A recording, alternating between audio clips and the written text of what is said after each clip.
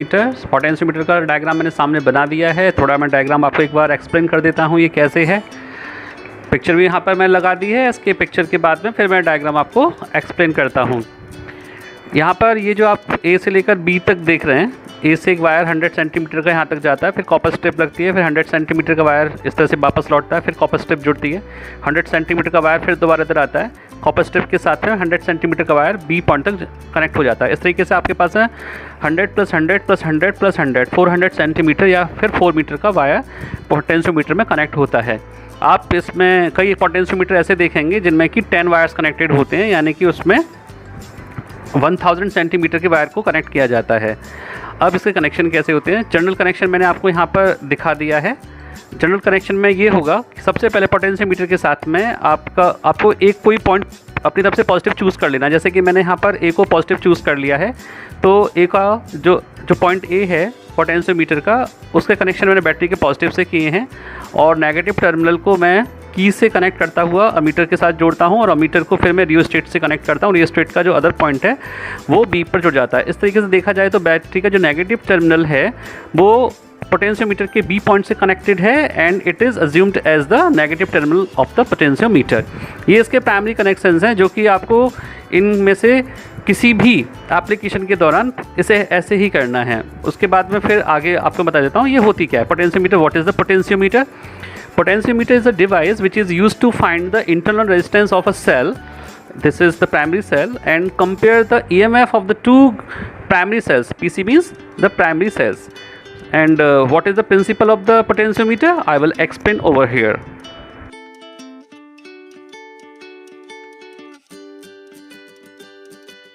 Now come to the principle of the potentiometer. You are able to see the diagram of the potentiometer. I have changed the position of A and B, but still A is connected to the positive terminal of the battery and B is connected to the negative terminal of the battery through the rheostat RH ammeter A.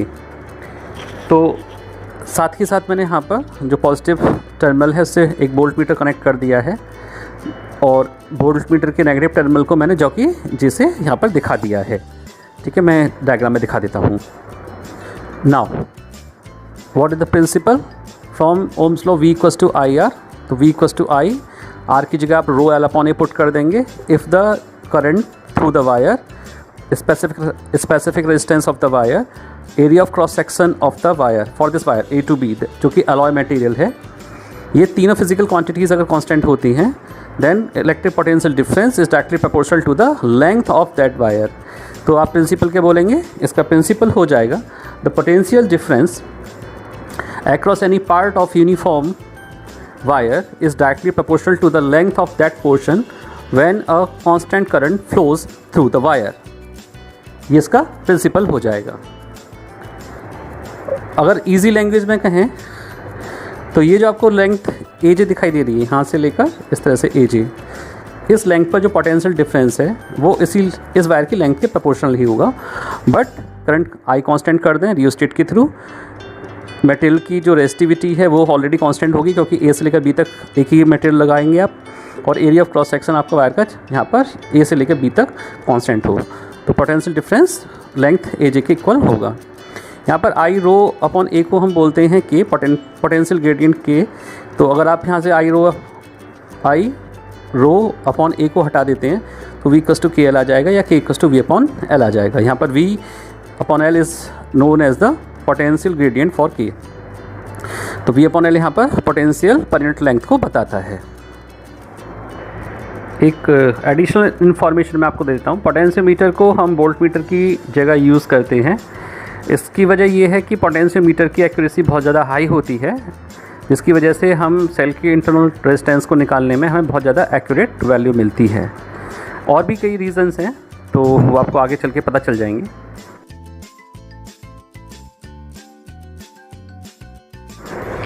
Potentiometer की पहली application करते हैं। First application में हमने यहाँ पर लिखा है application number first, to find the internal resistance small r of a cell. Connection आप सामने देख रहे हैं, जो इसके बेसिक कनेक्शन है उसमें तो कोई चेंजेस आपको करने ही नहीं है। जो इसका पॉजिटिव टर्मिनल है वहाँ से एक सेल को कनेक्ट करते हैं, इस सेल का पॉजिटिव टर्मिनल A से कनेक्टेड करते हैं, सेल का नेगेटिव टर्मिनल आप गैल्वेनोमीटर जी से कनेक्टेड करेंगे और गैल्वेनोमीटर को आप एक हाई वैल्यू रेजिस्टेंस बॉक्स के साथ कनेक्ट करते हुए जॉकी से कनेक्ट कर देंगे। यहाँ पर हाई वैल्यू रेजिस्टेंस बॉक्स को लगाने का रीज़न है गैल्वेनोमीटर को प्रोटेक्ट करके रखना। एप्सिलॉन का मतलब है EMF of the cell, small r का मतलब है internal resistance of the cell, और ये जो आपको कैपिटल आर दिखाई दे रहा है ये है एक्सटर्नल रेजिस्टेंस आर। यहाँ पर की के लगा रखी है जो कि अभी ऑफ कंडीशन में है। जब यहाँ पर मैं डॉट लगा दूंगा तब वो ऑन कंडीशन में होगी। अभी ये सर्किट जो है वो ओपन है, ये वाला नीचे वाला। इसकी वर्किंग मैं आपको एक बार बता देता हूँ यहाँ पर, उसके बाद फिर इसकी थ्योरी करते हैं।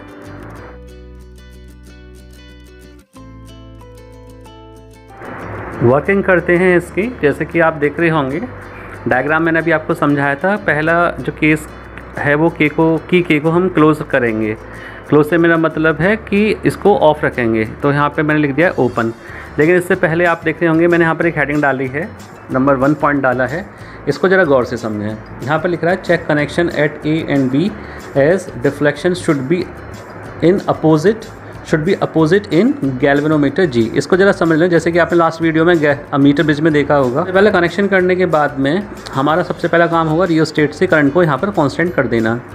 आपका आई कांस्टेंट हो गया, रेजिस्टिविटी और area of cross section already constant हैं। तो फिर आपका जो इसका principle V proportional to L है वो कॉन्सेप्ट यहाँ पर अप्लाई हो जाएगा। नंबर 2 जो यहाँ पर लिखा हुआ है इसको कैसे करेंगे आप, ये जो जॉकी जे आपको दिखाई दे रही है J1, एक बार इसको हम रखेंगे A पर और एक बार रखेंगे B पर। अगर गैल्वेनोमीटर में आपको डिफ्लेक्शन A पर रखने पर एक डायरेक्शन में और B पर रखने पर अदर डायरेक्शन में मिलते हैं तो इसका मतलब कनेक्शन आपके सही हैं। अगर डिफ्लेक्शन एक ही तरफ आ रही हैं A और B पर टच करने पर तो इसका मतलब कहीं ना कहीं कोई प्रॉब्लम है। आपको कनेक्शन दोबारा चेक करने होंगे, करंट की वैल्यू आप चेंज करके देख सकते हैं। तो जब आपके कनेक्शन बिल्कुल ठीक हैं तो ये पार्ट आपका फर्स्ट कंप्लीट हो जाता है। अब सेकंड ऑप्शन पर आते हैं। वर्किंग में हमें सेकंड ऑप्शन क्या करना है जो मैं आपको पहले बता रहा था। आप क्या करेंगे कि ये जो सर्किट है इसमें एक्सटर्नल रेजिस्टेंस आर को, ये रेजिस्टेंस बॉक्स हम यहाँ पर लगाते हैं जो कि शंट रेजिस्टेंस होता है, तो इसे मैंने यहाँ पर कैपिटल आर से दिखा दिया है। इसके लिए आप के को ओपन कर दें। ओपन का मतलब ये जो रेजिस्टेंस आर है ये इस समय सेल के साथ कांटेक्ट में नहीं है, तो इसका मतलब ये हुआ सेल का ईएमएफ इस समय सर्किट के अंदर अप्लाई होगा। अब क्या करते हैं, जैसे कि आप व्हीटस्टोन ब्रिज में और मीटर ब्रिज में नल पॉइंट फाइंड करते थे, ठीक वैसे ही आप इस समय पोटेंशियोमीटर में भी नल पॉइंट फाइंड करेंगे। अब आप क्या करते हैं, किसी एक पॉइंट से इस जॉकी को इस तरह से टच करना शुरू करते हैं, 1 2 3 ऐसे करते हुए आगे बढ़ते हैं। तो आप देखते हैं कि गैल्वेनोमीटर की डिफ्लेक्शन जब अपोजिट डायरेक्शन में थे, जैसे जैसे आप आगे बढ़ते हैं तो डिफ्लेक्शन भी इस तरह से आगे बढ़ना शुरू हो जाते हैं, यानी जीरो की तरफ बढ़ना शुरू करते हैं। तो आप देखते हैं कि किसी पॉइंट J1 पर डिफ्लेक्शन 0 आ जाते हैं गैल्वेनोमीटर के अंदर। जब आप J1 से आगे बढ़ते हैं तो डिफ्लेक्शन अपोजिट डायरेक्शन में जाते हैं। इसका मतलब ये हुआ कि J1 ही आपका नल पॉइंट है।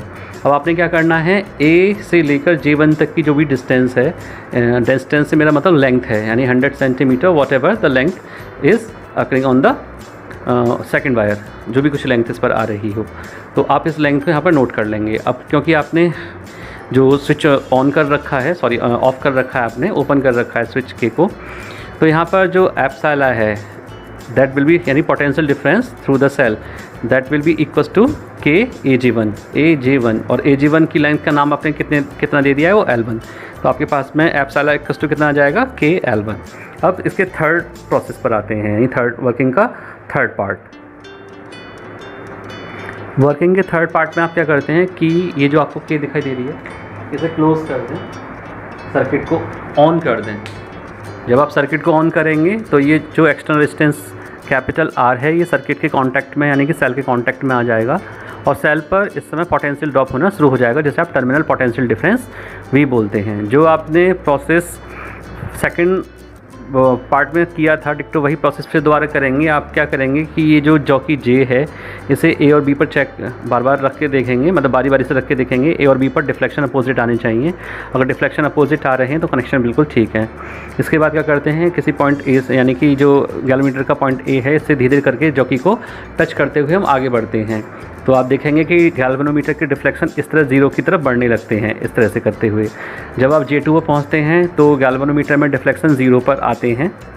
अब जब आप J2 से आगे बढ़ते हैं थर्ड पार्ट में तो डिफ्लेक्शन अपोजिट डायरेक्शन में हो जाते हैं गैल्वेनोमीटर के। इसका मतलब ये हुआ कि नल पॉइंट आपका J2 पर था। तो आप बैक करके J2 पर एक बार दोबारा चेक कर लेते हैं कि नल पॉइंट आपको J2 पर मिल रहा है या नहीं। नल पॉइंट का मतलब है कि गैल्वेनोमीटर में कोई भी डिफ्लेक्शन ना होना, गैल्वेनोमीटर में जो आपकी निडल है वो 0 पर शो होना। उस केस में क्या होगा कि गैल्वेनोमीटर यहाँ से लेकर J2 तक के बीच में गैल्वेनोमीटर के थ्रू कोई करंट फ्लो नहीं हो रहा होगा, इसे हम बोलते हैं नल पॉइंट। इस समय हम पोटेंशियोमीटर की एप्लीकेशन को यहाँ पर अप्लाई करेंगे। वो एप्लीकेशन थी V is proportional to length, यानी कि V इक्वल टू कितना हो जाएगा K इंटू AJ2। AJ2 क्या है? लेंथ, A से लेकर J2 तक की लेंथ जो भी कुछ आ रही हो। तो AG2 का नाम आपने L2 दे दिया, इसलिए V इक्वल टू कितना हो जाएगा KL2। अब आपके पास जो इंटरनल रेजिस्टेंस का फॉर्मूला है उसमें वैल्यूज़ को पुट कर दीजिए। तो थ्योरी कैसे करते हैं? थ्योरी के लिए आप क्या करते हैं, आपने पहले ही एप्सिलॉन इक्वल टू KL1 निकाला और terminal potential difference V equal to KL2 निकाला हुआ है। इंटरनल रेजिस्टेंस R का जो फॉर्मूला है जो आप सेल्स में पढ़ चुके हैं वो है epsilon upon V minus 1 in the bracket multiply with capital R। Capital R ये वो रेजिस्टेंस है जो कि आप रेजिस्टेंस बॉक्स से यहाँ से निकालेंगे। जो भी वैल्यू होती है वो आप यहाँ पर पुट कर देते हैं। एप्सिलॉन और V की वैल्यू आप यहाँ से पुट करते हैं तो आपके पास फाइनली आंसर क्या आ जाएगा? R equals to in the bracket L1 upon L2 minus 1 bracket close multiply with capital R। Capital R is the resistance which is taken by the resistance box. ठीक है, इस तरीके से आप इंटरनल रेजिस्टेंस यहाँ पर फाइंड कर सकते हैं। अच्छा, इसके बाद में फिर हम आते हैं इसकी सेकेंड एप्लीकेशन पर।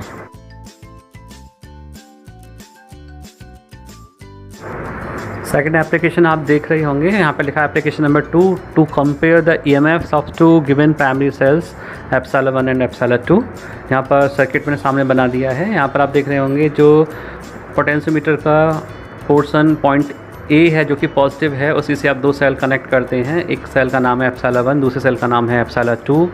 दोनों सेल के पॉजिटिव टर्मिनल को आप पोटेंशियोमीटर के पॉजिटिव पोर्शन से ही कनेक्ट करते हैं, यानी A से कनेक्ट करते हैं। दोनों का जो नेगेटिव टर्मिनल है हम 2-वे की से कनेक्ट कर देते हैं। इन 2-वे की में से एक स्विच का नाम K1 है जो कि एप्सिलॉन 1 से कनेक्टेड है, दूसरे स्विच का नाम K2 है जो कि एप्सिलॉन 2 से कनेक्टेड है। इन दोनों 2-वे की का जो कॉमन टर्मिनल है वो गैल्वेनोमीटर से कनेक्ट होता हुआ हाई वैल्यू रेजिस्टेंस बॉक्स से कनेक्ट होता है। हाई वैल्यू रेजिस्टेंस बॉक्स का जो अदर पोर्शन है यानी कि दूसरा टर्मिनल है वो जॉकी J से कनेक्ट होता है। ये इसके कनेक्शन है। वर्किंग शुरू करते हैं। वर्किंग में फर्स्ट पार्ट पहले वाले की तरह ही है। तो वर्किंग का पहला पार्ट इस तरह से है कि आप सबसे पहले कनेक्शन करने के बाद में की K1 को ऑन करने से पहले K1 को ऑन करने के बाद में जब आप K1 को ऑन कर लेंगे तो आप ये चेक करेंगे कि पोर्शन A और पोर्शन B यानी पोटेंशियोमीटर का पॉइंट A और B पर डिफ्लेक्शन अपोजिट डायरेक्शन में है या नहीं है। तो बिल्कुल ठीक आपके कनेक्शन है, नहीं है तो आपको चेक करना होगा कि कनेक्शन में कोई दिक्कत तो नहीं है, कोई वायर लूज़ तो नहीं है, या फिर रियोस्टेट से करंट आपकी वैल्यू कम तो नहीं है। कई सारे इसके रीजंस हो सकते हैं, वो at the time of the practical you have to check. Number next, जब आप की K1 को क्लोज़ कर देते हैं तो सेल एप्सिलॉन 1 इस समय सर्किट के इफेक्ट में आ जाता है। जो सेल एप्सिलॉन 2 है वो इसमें सर्किट के साथ कनेक्टेड नहीं है। इसका मतलब ये हुआ कि इस समय सर्किट में जो सेल है वो इस तरह से कुछ है, जैसे कि मैं यहाँ पर मार्कर की हेल्प से आपको दिखा रहा हूँ, जो पॉइंटर आप देख रहे हैं। तो अब आप क्या करते हैं, पहला पार्ट आपका हो चुका है वर्किंग का, आप देखते हैं दूसरा पार्ट। दूसरे पार्ट में क्या करते हैं कि जब आपने K1 को क्लोज़ कर दिया है तो आप जैसे ही जॉकी J को A पर रखते हैं तो डिफ्लेक्शन एक तरफ जाते हैं, और जैसे जैसे आप आगे बढ़ते हैं जॉकी को वायर पर टच करते हुए तो डिफ्लेक्शन जो जॉकी में दिख रहे थे पहले एक डायरेक्शन में वो अब जॉकी के 0 पॉइंट की तरफ बढ़ना शुरू करते हैं इस तरह से। जब आप J1 पर पहुंचते हैं तो जॉकी में डिफ्लेक्शन 0 पर आ चुके होते हैं, और जब आप J1 से आगे बढ़ते हैं तो डिफ्लेक्शन अपोजिट डायरेक्शन में जा रहे होते हैं। इसका मतलब ये हुआ कि जो J1 पॉइंट है वही आपका नल पॉइंट है। आप A से लेकर J1 तक की लेंथ को नोट कर लेते हैं, जिसे हम L1 बोलते हैं। इस तरीके से पोटेंशियोमीटर का प्रिंसिपल क्या कहता है कि एप्सिलॉन 1 यानी कि सेल 1 का जो EMF है epsilon 1 will be equal to KAJ1 और एप्सिलॉन 1 इक्वल टू KL1। इसी के तरीके से इसका थर्ड पार्ट यानी वर्किंग का थर्ड पार्ट करते हैं एप्सिलॉन 2 निकालने के लिए। वर्किंग के थर्ड पार्ट में आप देख रहे होंगे कि K1 को यहाँ ओपन कर दिया है और K2 को यहाँ क्लोज़ कर दिया है। उसके बाद में जॉकी J को हम A पर रखते हैं, डिफ्लेक्शन एक डायरेक्शन में मिलते हैं। जैसे जैसे जॉकी को हम आगे बढ़ाते हैं डिफ्लेक्शन अपोजिट डायरेक्शन में मिलना शुरू हो जाते हैं। फिर एक पॉइंट ऐसा आता है जहाँ पर कि डिफ्लेक्शन आपको J2 पर मिलता है, जैसे कि अब मैं डायग्राम में डॉटेड लाइन से दिखाता हूँ। ये जो डॉटेड लाइन है ये जॉकी की अनदर पोजीशन को दिखा रहा है। पहले जॉकी J1 पर थी, अब J2 पर है। तो A से लेकर J2 तक की लेंथ को हम नोट कर लेंगे, जिसे हम L2 बोलते हैं। इस तरीके से सेकंड सेल का जो EMF एप्सिलॉन 2 है that will be equals to the KAJ2, but AJ2 is equals to the L2, that's why you will write here epsilon 2 equals to KL2। इस तरीके से आपके एप्सिलॉन 1 एप्सिलॉन 2 दोनों आ जाते हैं और रेशियो उनका हम फाइंड कर सकते हैं। थ्योरी पोर्शन इसका बहुत आसान हो जाता है। वर्किंग की हेल्प से आपने एप्सिलॉन 1 एप्सिलॉन 2 की वैल्यू पहले ही निकाल रखी है। एप्सिलॉन 1 अपॉन एप्सिलॉन 2 हम रेशियो की फॉर्म में लिखते हैं, इनकी वैल्यू पुट कर देते हैं KL1 अपॉन KL2। K से K कटने के बाद में आपका आंसर आ जाता है epsilon 1 upon epsilon 2 equals to L1 upon L2। दरअसल ये इसका प्रिंसिपल ही है जो कि आपने शुरू में लिखा था। ठीक है, तो इसकी हमने 2 एप्लीकेशन की हैं।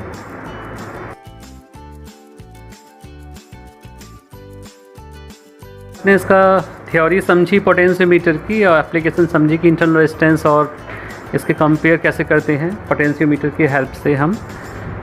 अब हम समझेंगे जो कि मोस्टली सभी स्टूडेंट का क्वेश्चन होता है कि डिफ्लेक्शन अपोजिट आने के आखिर यहाँ पर कॉज क्या है, कॉज ऑफ अपोजिट डिफ्लेक्शन और नल पॉइंट का कॉज, ये क्या होता है, नल पॉइंट अगर हमें यहाँ पर मिलता कैसे, उसके बारे में समझते हैं।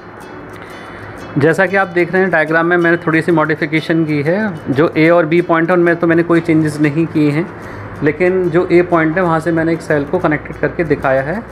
और तो जैसे कि डायग्राम आप देख रहे हैं, A से जो वायर कनेक्ट किया है सेल से होता हुआ और इसी से गैल्वेनोमीटर कनेक्टेड है, गैल्वेनोमीटर के अदर पॉइंट से J कनेक्टेड है। तो ये A से लेकर J तक का जो वायर है वो गुड कंडक्टिविटी मटेरियल वायर है, जबकि A से लेकर जो B तक का वायर है वो एक अलॉय मटेरियल वायर है, जैसे मैंगानीन या यूरेका हो सकता है।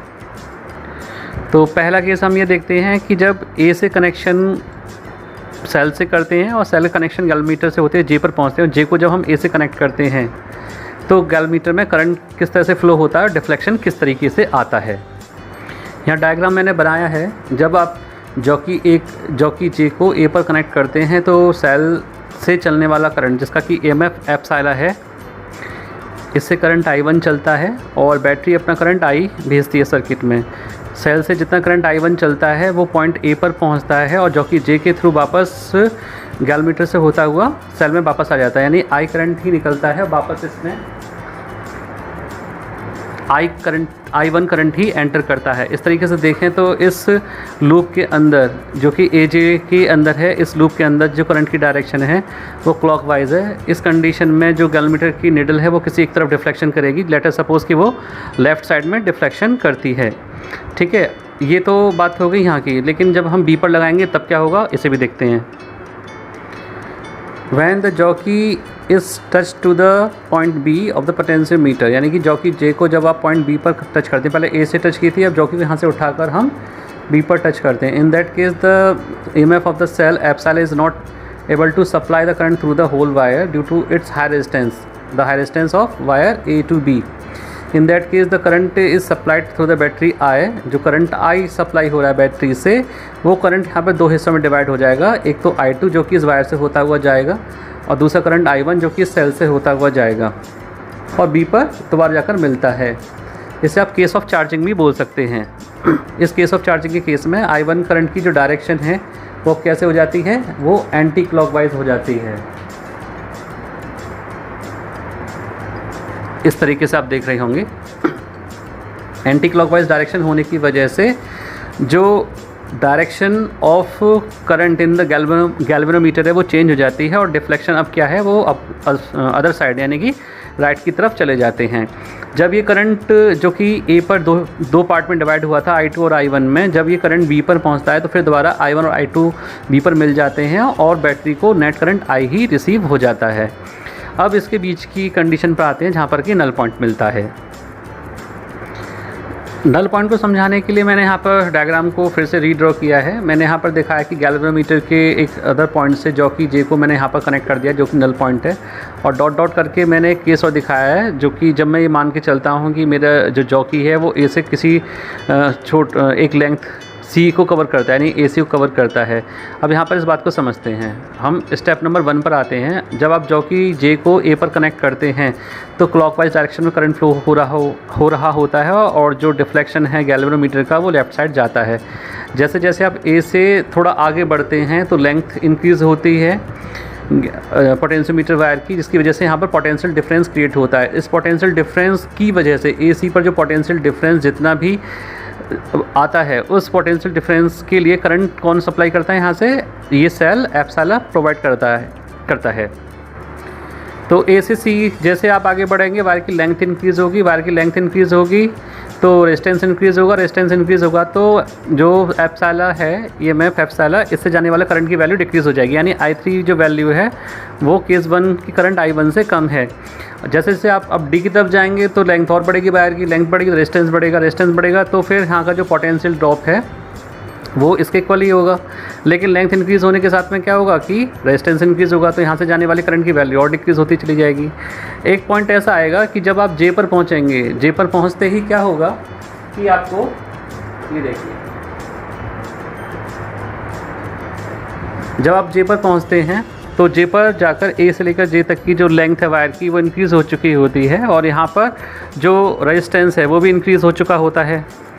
इसकी वजह से जो A से लेकर J तक का पोटेंशियल डिफरेंस है, जो कि बैटरी की हेल्प से आपको मिलता है, यानी AJ वायर पर जितना पोटेंशियल डिफरेंस होगा जो कि बैटरी के करंट से मिलेगा, ठीक उतना ही पोटेंशियल डिफरेंस एप्सिलॉन EMF का हो जाता है, यानी कि इस एप्सिलॉन वाले सेल का हो जाता है। इसका मतलब ये हुआ कि potential difference of the cell is equal to the potential difference at AJ। अब इसकी वजह से क्या होता है, वायर AJ का पोटेंशियल डिफरेंस और सेल का पोटेंशियल डिफरेंस ये दोनों इक्वल हो जाते हैं, पोटेंशियल डिफरेंस बीच में नहीं रहता है। इसकी वजह से सेल से कोई करंट वायर AJ में नहीं जाता है और गैल्वेनोमीटर के अंदर नल पॉइंट आ जाता है, यानी जीरो डिफ्लेक्शन शो होता है। ओके तो स्टूडेंट्स, आज हमने पोटेंशियोमीटर की थ्योरी को कवर किया है। आई होप कि आपको इस वीडियो का प्रोसेस, कंटेंट, मेथड अच्छा लगा होगा। अगर अच्छा लगा है तो बिल्कुल आप इस वीडियो को लाइक करें, शेयर करें, जिससे कि अदर स्टूडेंट्स को भी इसका बेनिफिट मिल सके, और चैनल को सब्सक्राइब भी ज़रूर करें, जिससे कि जब भी मैं नई वीडियो अपलोड करूं तो आपके पास नोटिफिकेशन आ सके। आप पुराने वीडियोस को भी एक बार देखें, जिससे कि टॉपिक आपको कोरिलेट हो सकें। नेक्स्ट वीडियो में हम पोटेंशियोमीटर के टिपिकल क्वेश्चंस को करना सीखेंगे। उसकी डीप थ्योरी का अगर कोई पोर्शन बचा हुआ है तो उसे भी कवर करेंगे, जिससे कि आप इस पोटेंशियोमीटर टॉपिक के एक्सपर्ट बन सकें, बोर्ड एग्ज़ाम के लिए भी और कॉम्पिटिटिव एग्ज़ाम के लिए। तो मिलते हैं नेक्स्ट वीडियो में।